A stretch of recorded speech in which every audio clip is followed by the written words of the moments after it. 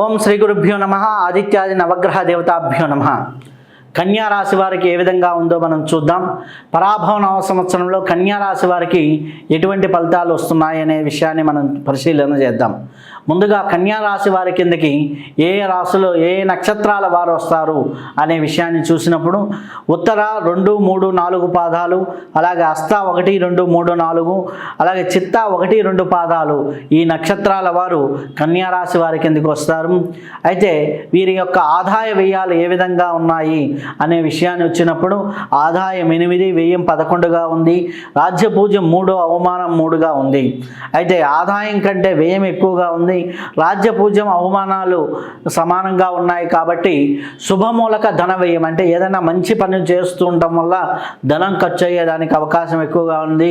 కొంచెం ఎక్కువగా ఖర్చులు నియంత్రణ చేసుకుంటూ విలాసవంతమైనటువంటి విషయాలకు కొద్దిగా దూరంగా ఉంటూ ముందుకు వెళ్తూ ఉంటే చాలా సత్ఫలితాలు వస్తూ ఉంటాయి. అలాగే వీరికి గ్రహ సంచారం ఏ విధంగా ఉంది అని చూసినప్పుడు వీరికి బృహస్పతి ఏకాదశ స్థానంలో 11వ స్థానంలోకి కర్కాటకంలోకి రాబోతున్నాడు. మిథునం దశమమై అంటే 10వ స్థానం నుంచి 11, 10వ స్థానము మంచిదే, 11 మంచిదే కాబట్టి అద్భుతంగా ఉందని చెప్పవచ్చును. అలాగే సప్తమంలో చూసినట్లయితే వీరికి శని భగవానుడు సంచారంలో ఉన్నాడు కాబట్టి దాంపత్యము భాగస్వామ్య విషయాల్లో కొద్దిగా చిన్న ఒడిదుడుకులు ఉన్నప్పటికీ ఓవరాల్గా చూసినట్లయితే అద్భుతమైనటువంటి ఫలితాలు ఉన్నాయి. అలాగే ఈ రాహుకేతువుల సంచారం చూసినట్లయితే వ్యయస్థానంలో కేతువు, అలాగే 6వ స్థానంలో రాహు ఉన్నాడు. 6వ స్థానంలో రాహు వల్ల కొంత మేలైన ఫలితాలు కనిపిస్తూ ఉన్నాయి. అలాగే గురువు వల్ల కూడా మేలైన ఫలితాలు కనిపిస్తున్నాయి. కేతువు ఇక్కడ 12వ స్థానంలో ఉండటం వల్ల ఆధ్యాత్మికంగానూ బాగుంది. 6వ స్థానంలో రాహు ఉండటం వల్ల వ్యాపార పరంగానూ బాగుంది. ఓవరాల్గా చూసుకుంటే కన్యా రాశి వారికి చాలా అద్భుతమైన ఫలితాలే కనిపిస్తున్నాయి. క్రమశిక్షణ ముఖ్యము ఇక్కడ, ఎందుకంటే శని భగవానుడు 7వ స్థానంలో వచ్చి కూర్చొని ఉన్నాడు కాబట్టి క్రమశిక్షణ ఉంటేనే కర్మఫలదాత మీకు మంచి ఫలితాన్ని ఇస్తాడు.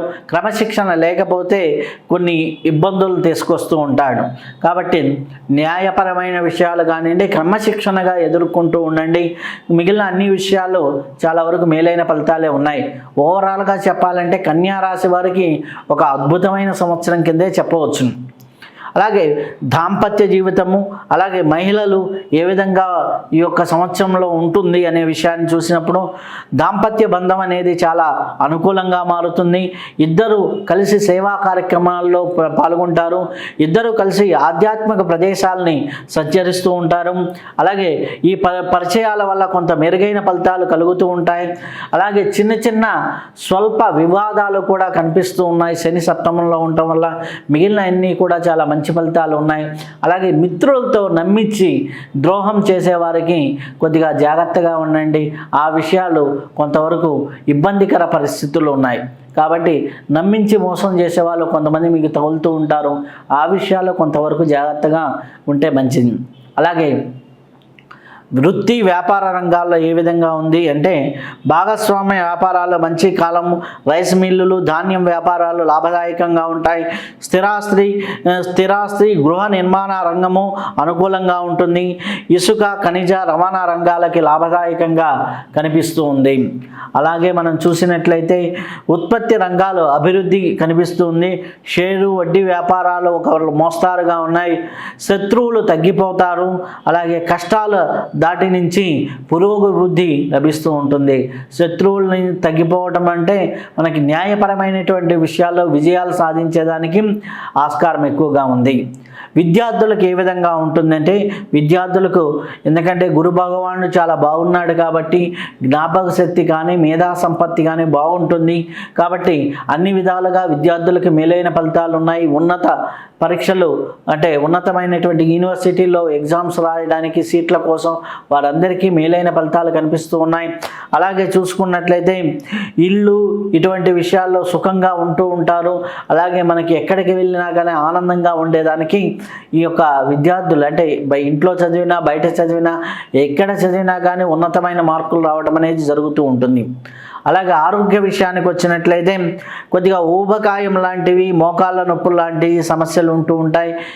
పొట్టకు సంబంధించిన సమస్యలు ఉంటాయి. స్త్రీలకైతే కొద్దిగా గర్భాశయానికి సంబంధించినవి, కొద్దిగా ఇన్ఫెక్షన్స్ లాంటివి ఈ యొక్క సమస్యలు కనిపిస్తూ ఉన్నాయి. మిగిలిన అన్ని విషయాలు చాలా అద్భుతంగానే ఉన్నాయి. వీరు చాలా అద్భుతమైనటువంటి ఫలితాలు ఉన్నాయి కాబట్టి ముఖ్యంగా వీరు శివుని ఈ యొక్క శని భగవాన్ని అనుగ్రహం కోసం ముఖ్యంగా శివారాధన చేసుకోవడం మంచిది. శనికి తైలాభిషేకం చేసుకోవడం మంచిది. మంగళవారాలు రాహుకాలంలో కొద్దిగా రాహుకాల దీపము ఇట్లాంటివి చేసుకోవడం, దుర్గా సూక్త పారాయణ లాంటివి చేసుకోవడం కూడా చాలా అద్భుతమైనటువంటి ఫలితాలు కలుగుతున్నాయి. ఈ యొక్క రెమెడీల్ని మీరు ఫాలో అవుతూ చాలా అద్భుతమైన ఫలితాలు పొందాలని, మీరు ఆయురారోగ్య ఐశ్వర్యాలతో ముందుకు వెళ్ళాలని కోరుకుంటూ శుభం భూయా, సర్వే జనా సుఖినో భవంతు. మరిన్ని ఆసక్తికరమైన కథనాల కోసం మా ఛానల్ని సబ్స్క్రైబ్ చేయండి.